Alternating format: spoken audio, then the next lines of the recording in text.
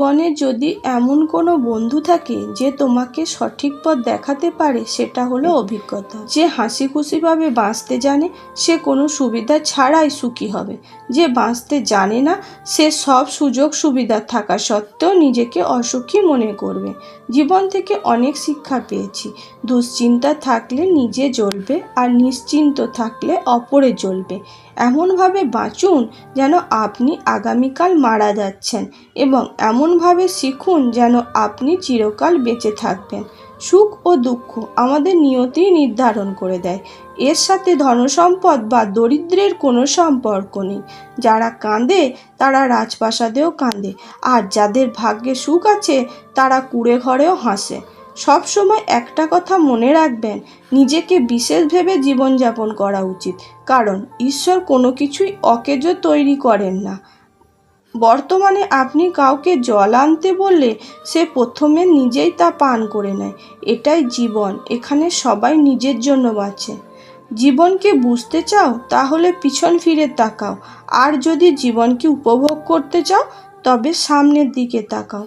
মনে রাখবেন, টাকা থেকে পাওয়া সুখ কেবল অল্প সময়ের জন্য স্থায়ী হয়, কিন্তু প্রিয়জনদের কাছ থেকে পাওয়া সুখ সারা জীবন সঙ্গে থেকে যায়।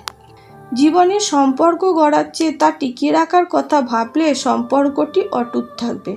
জীবন অতীতেও নয়, ভবিষ্যতেও নয়, জীবন বর্তমানেই রয়েছে। তাই বর্তমানে বাঁচতে শিখুন। বাঁচতে চাইলে কষ্ট থাকবে, না হলে মৃত্যুর পর জ্বালাপোড়াও অনুভব হবে না। সম্পূর্ণ নিয়ন্ত্রণে থাকা মনই আমাদের সেরা বন্ধু, কিন্তু এটি অনিয়ন্ত্রিত হয়ে পড়ে এটি আমাদের সবচেয়ে বড় শত্রু হয়ে ওঠে। জীবনের সব অভিজ্ঞতা বইয়ের পাতায় থাকে না, সেগুলো পেতে হলে পরিস্থিতি ও সময়ের মোকাবিলা করতে হবে। জীবন নিয়ে অভিযোগ করার জন্য হাজারো কারণ আছে, হাজারো কারণ থাকবে, কিন্তু এত অভিযোগ দিয়ে কি হবে?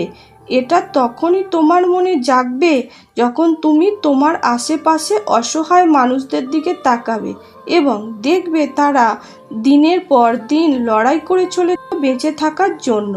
কঠিন সত্য হচ্ছে, মানুষ কখনোই দুঃখের জন্য কষ্ট পায় না, কষ্ট পায় অন্যকে ভালো থাকতে দেখে।